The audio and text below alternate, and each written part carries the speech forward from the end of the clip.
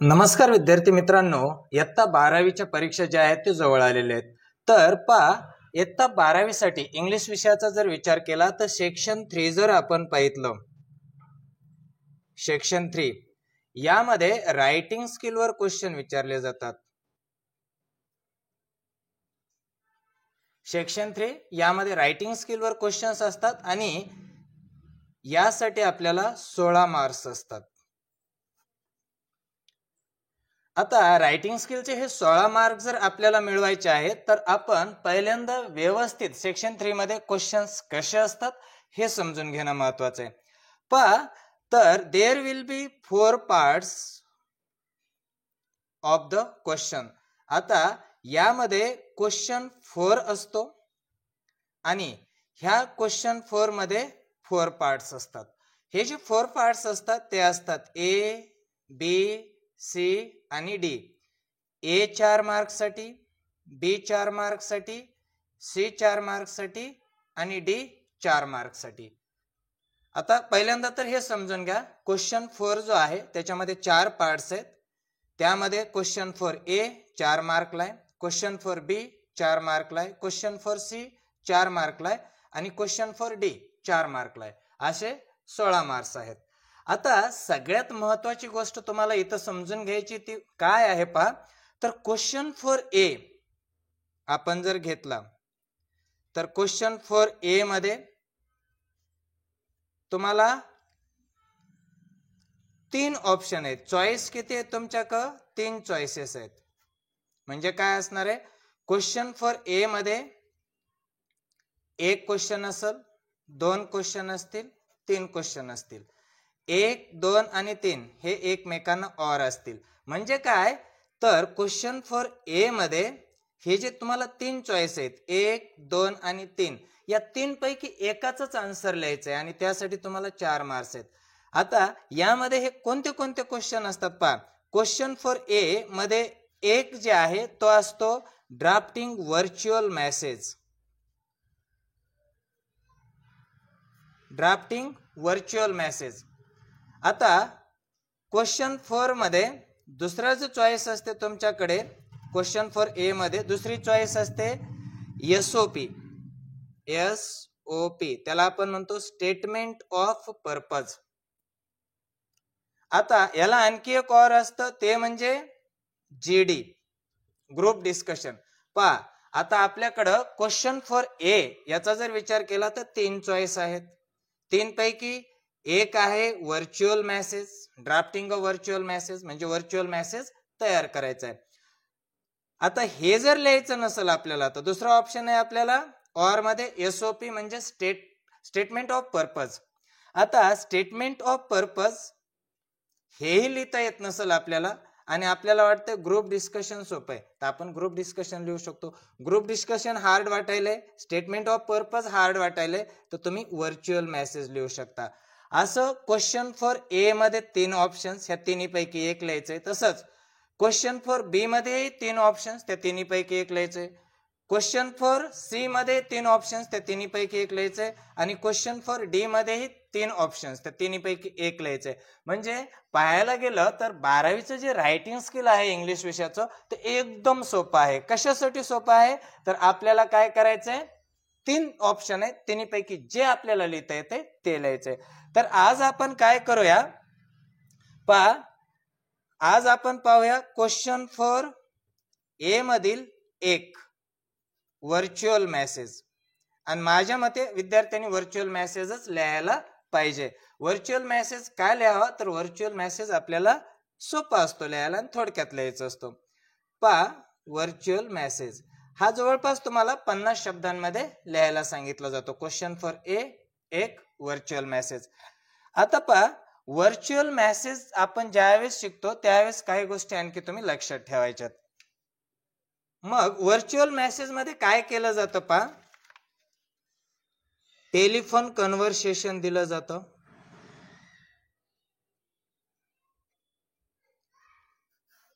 एक दोन व्यक्ती टेलिफोनवर एकमेकांशी बोलतायत आणि तुम्हाला काय करायचं असतं, हे टेलिफोन कन्व्हर्सेशन आहे. सपोज ए आणि बी व्यक्ती बोलतायत. ए या व्यक्तीला सी या व्यक्तीला काहीतरी माहिती सांगायची आहे, बरोबर आहे.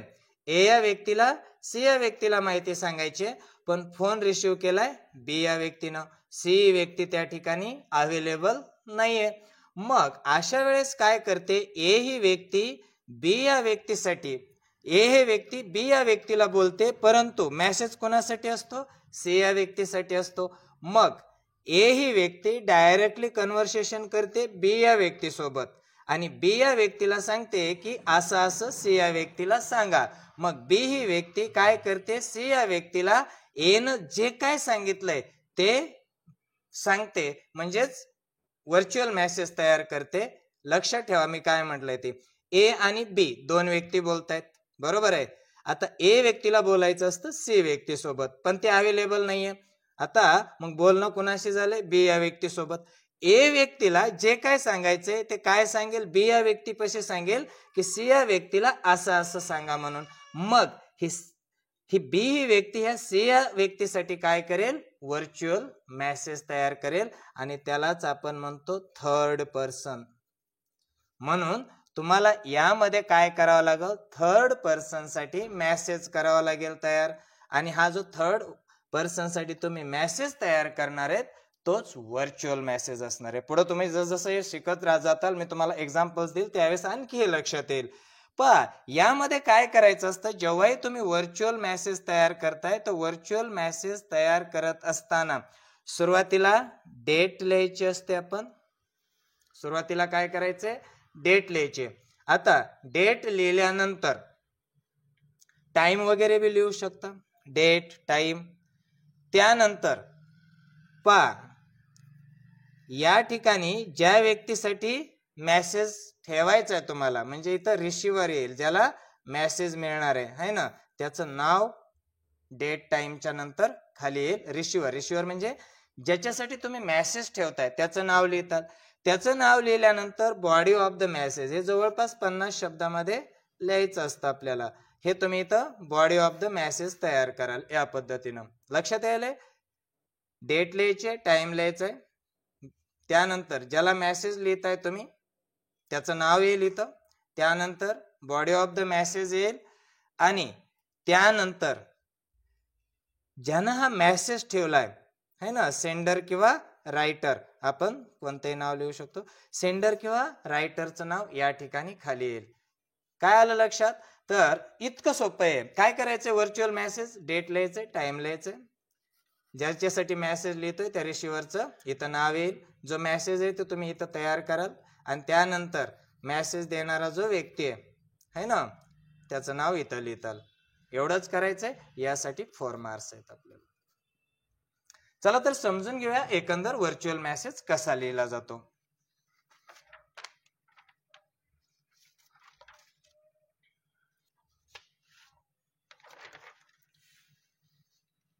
परीक्षेत तुम्हाला या प्रकारचा क्वेश्चन विचारला जाईल. यू आर गोपाल, म्हणजे तुम्ही स्वतःला समजायचे तुम्ही गोपाल आहात. In the office of company manufacturing garments. कपडे तयार करणारी एक कंपनी आहे आणि त्या ऑफिस मध्ये तुम्ही रिसेप्शनिस्ट आहात, तुम्ही स्वतः, हे लक्षात ठेवा. अ सेल्स मॅनेजर, सेल्स मॅनेजरचं नाव आहे मिस्टर देशमुख. सेल्स मॅनेजरचं नाव काय, mister Deshmukh. Visited and handed over the sales report to be submitted to the general manager who was busy attending a meeting. इथं 2-3 गोष्टी माइंड मध्ये क्लिअर करायच्या आहेत. काय, तुम्ही रिसेप्शनिस्ट गोपाल आहात, क्लिअर आहे. तुम्ही मॅन्युफॅक्चरिंग गारमेंट्सची जी कंपनी आहे त्यामध्ये रिसेप्शनिस्ट आहात. एक सेल्स मॅनेजर आहे ते मिस्टर देशमुख आहेत, त्यांनी विजिट केलंय तिथं आणि त्यांना भेटायचं होतं जनरल मॅनेजर यांना, पण जनरल मॅनेजर आहेत मीटिंग मध्ये, बरोबर आहे. मिस्टर देशमुख यांना भेटायचंय कोणाला, जनरल मॅनेजर यांना, पण जनरल मॅनेजर कुठे आहेत, मीटिंग मध्ये आहेत. आता त्यांना जे काय सांगायचे ते कुणाशी बोलतील, रिसेप्शनिस्ट सोबत, कारण ते डायरेक्टली मीटिंग मध्ये तर जाऊ शकत नाहीयेत. मग इथं मिस्टर देशमुख आणि गोपाल मध्ये कन्व्हर्सेशन आहे. Hello, I am here to submit the available sales report to the general manager. मी इथं आलेलो आहे, मला काय करायचंय, सेल्स रिपोर्ट जे आहे किंवा जे विक्रेता रिपोर्ट आहे, अहवाल आहे, ते मला जनरल मॅनेजरला सबमिट करायचं आहे, असं मिस्टर देशमुख म्हणतात. गोपाल म्हणतो, I am sorry but the general manager is in the meeting. Can you leave a message for along with the reports. मग गोपाल म्हणतो, जनरल मॅनेजर जे आहे ते तर मीटिंग मध्ये, तुम्ही काय करा, मेसेज सोडा आणि रिपोर्ट्स द्या त्या मेसेज सोबत. मग मिस्टर देशमुख काय म्हणतात पहा, sorry I have to leave immediately. काय ना, मला पटकन निघायचंय. To collect the other reports, इतर अहवाल कलेक्ट करण्यासाठी. Please inform the general manager. General मॅनेजरला सांगा. कोण म्हणता येतं, मिस्टर देशमुख आणि गोपाल या दोघांमध्ये डिस्कशन व्हायलंय. आणि इथं ऍक्च्युली ह्या मिस्टर देशमुखला रिपोर्ट कोणाला द्यायचा आहे, तर तो रिपोर्ट द्यायचा आहे जनरल मॅनेजरला. बरोबर आहे, रिपोर्ट द्यायचा आहे जनरल मॅनेजरला. पण डिस्कशन कुणामध्ये व्हायलंय, गोपालमध्ये आणि मिस्टर देशमुखांमध्ये. याचं रिझन काय आहे, तर जे जनरल मॅनेजर आहेत ते कुठे आहेत, मीटिंग मध्ये आहेत. आता हा गोपाल मिस्टर देशमुख यांना काय सांगतोय, जनरल मॅनेजर साठी काय करा, तुम्ही एक मेसेज ठेवा आणि ते अहवाल वगैरे जे आहेत रिपोर्ट ते ठेवा. मग मिस्टर देशमुख काय म्हणतात, I have to leave immediately, मला लवकर निघायचंय. To collect the other reports, इतर रिपोर्ट्स कलेक्ट करण्यासाठी. Please inform the general manager. General manager यांना काय करा, माहिती द्या, that I had to leave immediately, मला पटकन निघावं लागलं. And I will see him in the evening at 5:30 PM. आणि मी त्यांना, इथं सी म्हणजे भेटणे आहे, मी त्यांना सायंकाळी 5:30 वाजता भेटेल विथ द ऑदर रिपोर्ट्स, इतर रिपोर्ट घेऊन. थँक्यू. आता इथं तुम्हाला काय म्हटलंय, as a receptionist draft a virtual message for the general manager. आता सगळं काम कोणाला सांगून गेला, तो रिसेप्शनिस्टला. मिस्टर देशमुख कोणाला सगळे डिटेल देऊन गेलेत, रिसेप्शनिस्टला. द्यायला कोणाला सांगितलंय, जनरल मॅनेजरला. मग यासाठी जो मेसेज तयार करायचा आहे तो लक्षात घेणं महत्वाचं आहे. पहा, कुणाला रिपोर्ट द्यायचा आहे, टू जनरल मॅनेजर. बरोबर आहे, जनरल मॅनेजर यांना रिपोर्ट द्यायचा आहे. त्यानंतर रिपोर्ट देणारा कोण आहे, जे काय लिहायचं ते इथे येईल माहिती. रिपोर्ट देणारा कोण आहे, जनरल मॅनेजर यांना रिपोर्ट द्यायचा आहे. रिपोर्ट देणारा कोण आहे, गोपाल आहे. कोण देणार आहे, गोपाल देणार आहे. आता या ठिकाणी मेन व्यक्ती कोण आहे, मिस्टर देशमुख है ना. यांनी जे काय माहिती दिली ते इथं व्हर्च्युअल मेसेज तयार होईल.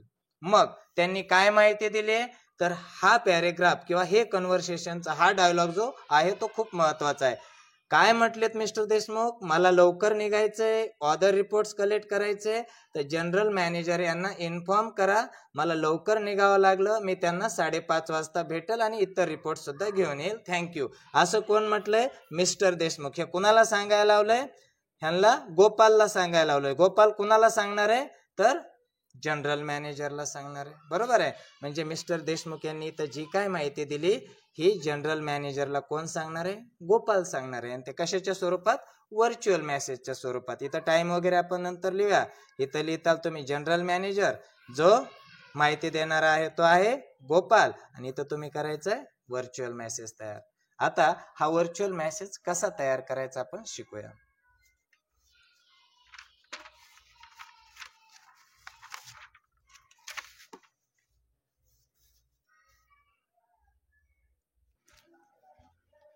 पहा, आज आहे 5 जानेवारी, तर इथं लिहूया आपण 5 जानेवारी.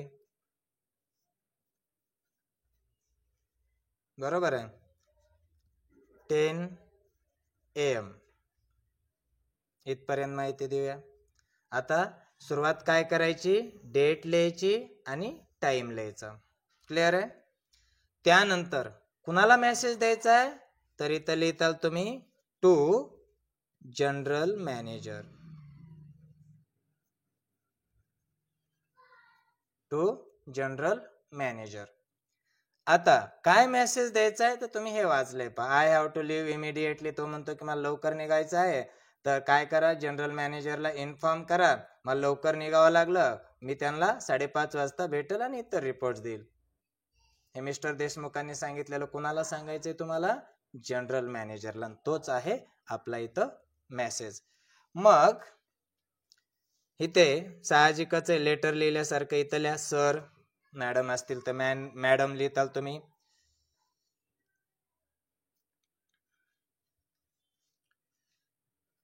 इथं लिहिताल तुम्ही mister Deshmukh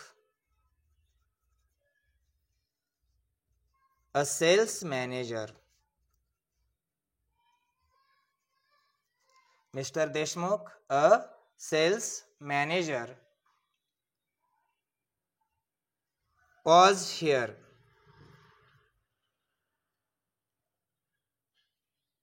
to submit the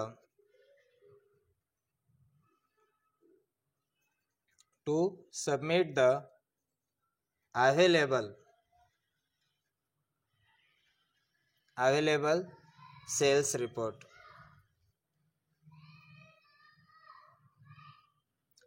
पहा, तर गोपाल काय सांगतोय जनरल मॅनेजरला ह्या व्हर्च्युअल मेसेजच्या स्वरूपामध्ये की मिस्टर देशमुख जे सेल्स मॅनेजर आहेत ते इथं आलेले होते काय करण्यासाठी? Submit the available sales report. Sales report जे आहेत अवेलेबल ते सबमिट करण्यासाठी. When you were in the meeting. जेव्हा तुम्ही मीटिंग मध्ये होते. मग हे सेंटेन्स तुम्ही इथं कॉपी करू शकता. I had to leave immediately म्हणजेच mister Deshmukh had to leave immediately. मग आपण लिहू शकतो इथं he had to leave immediately. He had to leave immediately. त्यांना लवकर जायचं होतं, निघायचं होतं. कशासाठी? टू कलेक्ट, है ना, जी इथं माहिती आहे तीच. To collect other reports.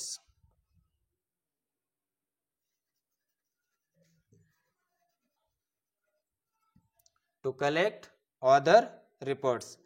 नंतर काय सांगितलंय? आय विल सी हिम म्हणजेच mister Deshmukh will see him in evening at 5:30. इथं तुम्ही गोपाल आहात असं समजून लिहायचंय, बरोबर आहे. मग तुम्ही लिहिताल ही विल मीट यू, आणि यामध्ये पॅरेग्राफ वगैरे पाडायचे नाहीत. He will meet you at 5:30 PM with other reports. With other reports. पहा, इथं जर तुम्ही हा क्वेश्चन व्यवस्थित समजून घेतला, तो म्हणतो मला लवकर निघायचंय, मला काय करायचंय, इतर रिपोर्ट जे आहेत दुसरे तेही कलेक्ट करायचे. जनरल मॅनेजरला सांगा मला लवकर निघावं लागलं, मी त्यांना 5:30 भेटल इतर रिपोर्ट सोबत. तर हेच माहिती इथं दिली आपण. Mister Deshmukh a sales manager was here to submit the available sales report. तर पहा, इथं गोपाल सांगतोय जनरल मॅनेजर यांना की मिस्टर देशमुख जे सेल्स मॅनेजर आहेत तिथं आले होते, त्यांना सेल्स रिपोर्ट सबमिट करायचे होते. When you were in the meeting, जेव्हा तुम्ही मीटिंग मध्ये होता. He had to leave immediately, त्यांना लवकर निघावं लागलं. टू कलेक्ट अदर रिपोर्ट्स, इतर रिपोर्ट्स कलेक्ट करण्यासाठी. He will meet you at 5:30 PM, ते तुम्हाला 5:30 भेटतील विथ अदर रिपोर्ट्स, इतर रिपोर्ट सोबत. आणि त्यानंतर या ठिकाणी ही सगळी जी माहिती आहे व्हर्च्युअल मेसेज मिस्टर जनरल म्हणजे जनरल मॅनेजर जे आहेत त्यांना कोण द्यायला आहे? तो गोपाल. तर गोपालचं नाव इथं येईल या ठिकाणी. आणि एवढ्यासाठीच तुम्हाला 4 मार्क्स, 4 मार्क्स. किती सिंपल आहे. तिथं सगळं अशा पद्धतीने डायलॉग दिलेले असणार आहेत आणि त्या डायलॉग वरून शेवटचा हा जो डायलॉग असतो ना खूप महत्वाचा, इन्फॉर्मेटिव्ह असतो आणि त्यानुसार या पद्धतीनं व्हर्च्युअल मेसेज तयार करायचा असतो. पहा, तुम्ही हे एकंदर ही जी बॉडी लिहिली ना, body of the virtual message, यासाठी याला आपण म्हणतो कॉन्टेंट. यासाठी तुम्हाला परीक्षेमध्ये 2 मार्क्स असतात. फ्लो ऑफ सेंटेन्सेस, एका सिक्वेन्स मध्ये जी तुम्ही माहिती दिलेली त्यासाठी तुम्हाला 1 मार्क असतो. आणि तुम्ही लँग्वेजचा अर्थ आहे तर ग्रॅमॅटिकली करेक्ट सेंटेन्स असणे, यासाठी 1 मार्क असतो. पहा, जी एकंदर तुम्ही माहिती लिहिली यासाठी 2 मार्क्स आहेत. जो पॅरेग्राफ लिहिताय तुम्ही त्याचा फ्लो व्यवस्थित आहे ना, त्रोटक माहिती नाही दिली, एका फ्लो मध्ये माहिती दिली तर त्यालाच आपण फ्लो ऑफ सेंटेन्सेस म्हणतो, त्यासाठी 1 मार्क आहे तुम्हाला. कॉन्टेंट 2 मार्क्स म्हणजे ही पूर्ण माहिती लिहिली ती. लँग्वेज म्हणजेच ग्रामर, ग्रॅमॅटिकली तुम्ही सेंटेन्सेस जे करेक्ट लिहिले त्यासाठी 1 मार्क येतं. 2, 1, 3 आणि 1, 4 मार्क्स या क्वेश्चन साठी तुम्हाला असतात आणि परीक्षेमध्ये हे इझिली मिळवता येणारे मार्क्स आहेत. तर विद्यार्थी मित्रांनो, छान तयारी करा. तुम्हाला कुठलेही क्वेश्चन्स असतील किंवा काही अडचण असेल तर मला तसं कॉमेंट करा. मी तुम्हाला जे काय माहिती आवश्यक आहे किंवा परीक्षेसाठी जे काय क्वेश्चन्स तुम्हाला हार्ड वाटतात त्याची माहिती मी प्रॉपरली तुम्हाला प्रोव्हाइड करण्याचा प्रयत्न करेल. धन्यवाद विद्यार्थी मित्रांनो.